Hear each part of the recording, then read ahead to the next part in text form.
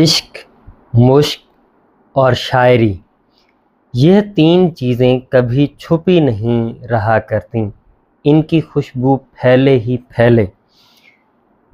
میں انتظار حسین کی کتاب ملاقاتیں میں سے ایک پیراگراف پڑھنے کے بعد ایک نظم پیش کروں گا۔ عشق، مشق اور شاعری، یہ تین چیزیں کبھی چھپی نہیں رہا کرتیں، ان کی خوشبو پھیلے ہی پھیلے۔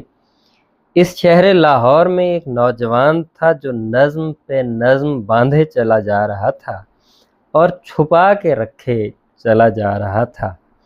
شاعری جب بہت ہو گئی تو اس کے لیے چھپا کر رکھنا مشکل ہو گیا، تو اس نے اس شہر میں ایک رازداں تلاش کیا۔ یہ صفدر میر تھے۔ اس سادہ دل نے اپنی نظموں کی کاپی صفدر میر کے سپرد کر دی اور تاکید کی کہ کسی دوسرے تک یہ راز نہ پہنچے۔ یہ 60 کے آس پاس کا ذکر ہے۔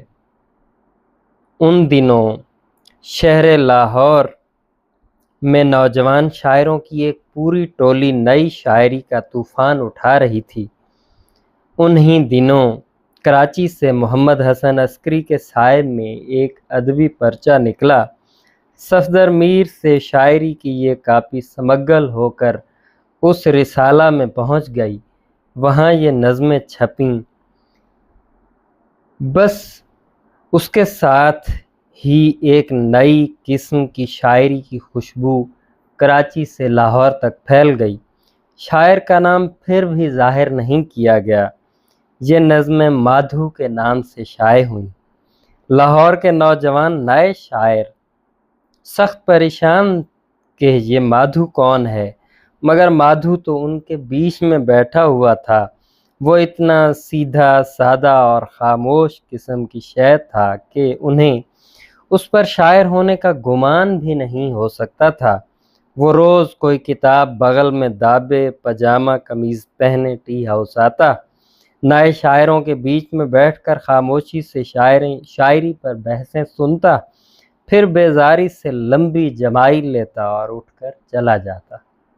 رفتہ رفتہ یہ بات نکل گئی کہ زاہد ڈار مادھو ہے، تو میں زاہد ڈار کی تنہائی سے ایک نظم پیش کرتا ہوں۔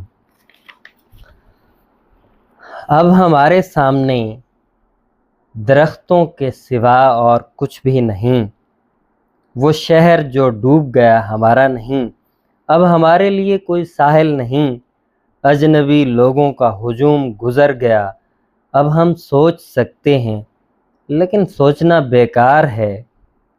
جب تک آنکھیں ہیں دیکھتے رہو، جب تک اذیت ہے زندہ رہو، موت سے پہلے خوشی آئے گی، خوشی کے انتظار میں جاگتے رہو۔